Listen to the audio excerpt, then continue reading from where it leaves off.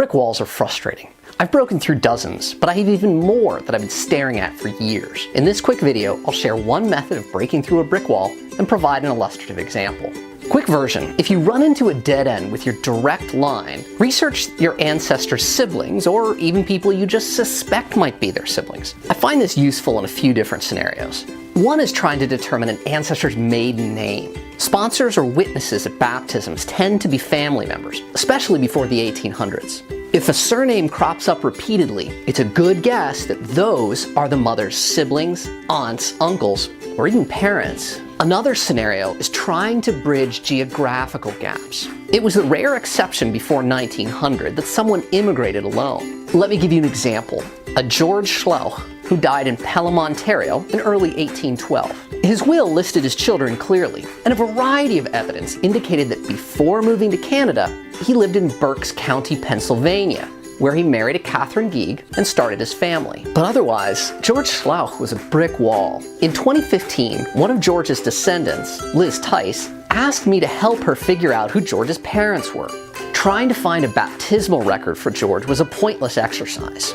You can speculate that he was born between 1736 and 1740 by assuming he was in his mid to late 20s when he married in 1764. That also put him in his mid-70s when he died in Canada, a reasonable age for the time. But there were at least 3 men with that name born in Pennsylvania around then, and even more in Germany.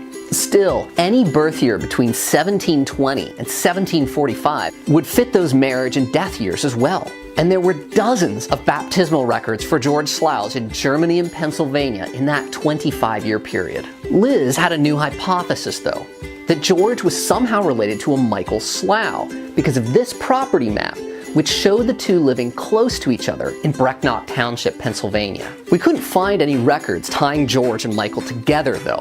Oh, man. But there was a third person that seemed to connect the two, a Barbara Schlauch. When she married in 1761, her father was named as Michael Schlauch. When her son was baptized in 1783, the sponsors were the George and Catherine Schlauch we were researching.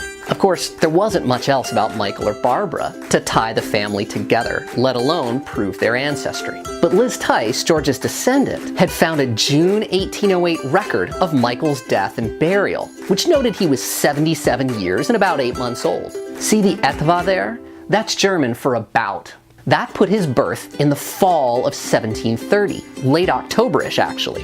And in the village of Gomaringen, near Tübingen, Germany, there was a record of a 2 November 1730 baptism of a Michael Schlauch born to Michael and Maria Schlauch. There were plenty of other baptismal records for Michael Schlauchs in Germany, but none in the fall of 1730 to match that 1808 burial record in Pennsylvania. Michael's father, Michael, had several other children. One of them was a Barbara, born in 1744. That would have made her 18 when she married John Gigley in Pennsylvania.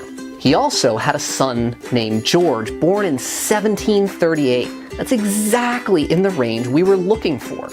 Liz Tice and I couldn't find a way to trace George's ancestry just by examining George. But by following the document trail of a potential brother, we were able to put the entire family story together. Of the dozens of potential Georges, his brother Michael led us to the right baptismal record in Germany and broke us through that brick wall. I hope you enjoyed this 5-minute genealogy video. If you have any questions or suggestions for future video topics, please leave them in the comments. If you like my channel, please subscribe and give a thumbs up.